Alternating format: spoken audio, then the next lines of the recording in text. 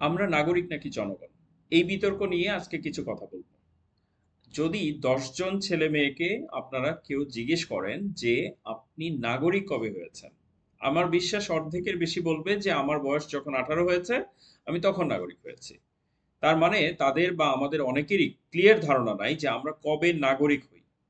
এবং মজার কথা হচ্ছে, 18 বছর হলে আপনি আপনি ভোটার হবেন, আপনি নাগরিক কিন্তু আপনার জন্মের সময় হয়েছেন এই দেশের। এই গল্পটা বা এই যে সংজ্ঞাটা, এটি কিন্তু আমাদেরকে আমাদের কর্তা ব্যক্তিরা, জ্ঞানী গুণী ব্যক্তিরা, রাজনীতিবিদেরা কেউই বলেন না। কেন বলেন না? জেনে শুনে বলেন না, নাকি ইচ্ছাকৃত অনিচ্ছাকৃত ভাবে ভুলে যান তারা বলতে?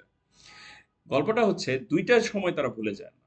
একটা হচ্ছে যখন নির্বাচন আসে তখন তারা এসে বলেন ভোট দেয় আপনার নাগরিক দায়িত্ব।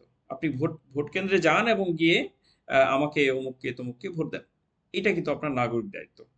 নাম্বার টু, যদি সিটি কর্পোরেশন, মিউনিসিপ্যালিটি, পৌরসভা বা কোনো ধরনের ময়লা আবর্জনার গল্প থাকে আপনার বাড়ির সামনে, সেটা বলা হবে যে আপনি বাড়ির সামনে নোংরা করবেন না বা রাস্তাঘাটে ময়লা ফেলবেন না, সেটিও আপনার নাগরিক দায়িত্ব। আরো এরকম বেশ কিছু জায়গা আছে যেখানে নাগরিকের দায়িত্বের কথা, কর্তব্যের কথা বারবার আমাদেরকে মনে করে দেওয়া হয়। কিন্তু কোনো জায়গায় নাগরিকের অধিকার নিয়ে কথা বলে না।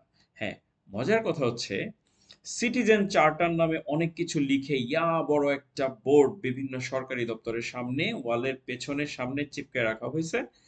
কিন্তু আপনি গিয়ে দেখেন 100টা মানুষের মধ্যে কয়জন মানুষ সেই সিটিজেন চার্টার পড়ে বা পড়লে বুঝতে পারে। এই যে নাগরিকের সাথে একটা মানে ইঁদুর বেড়াল খেলা, আমি বোঝাবো না, বুঝলে বুঝে নাও, না বুঝলে ছাই। আর আরেকটা মজার কথা হচ্ছে, যখন আমি নির্বাচনে যাব তখনই নাগরিক, যখন আমি পোস্টার মারবো তখন আবার জনগণ, যখন আমি রাস্তায় ময়লা ফেলবো তখন আপনি নাগরিক, যখন আমার রাস্তা আমার মতন করে বানাবো, পাবলিকের ধার ধারবো না, আমি রাস্তা সোজা বানাবো না বাঁকা বানাবো, রাস্তায় ড্রেন থাকবে কি স্ল্যাব থাকবে, তখন নাগরিকের কোনো দাম নাই, তখন সিটি কর্পোরেশনের বা বিভিন্ন ধরনের সরকারি দপ্তরের কর্তাদেরই হচ্ছে মূল গল্প। নাগরিকের উপর দিয়ে যখন বুলডোজার চালাবেন তখন নাগরিক, নাগরিক না, তখন তারা পাবলিক, তারা জনগণ।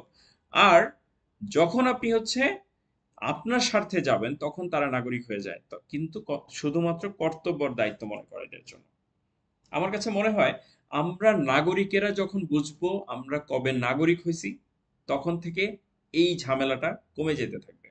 Let's get this clear for us, we are citizens of this country, not just population. Thank you so much.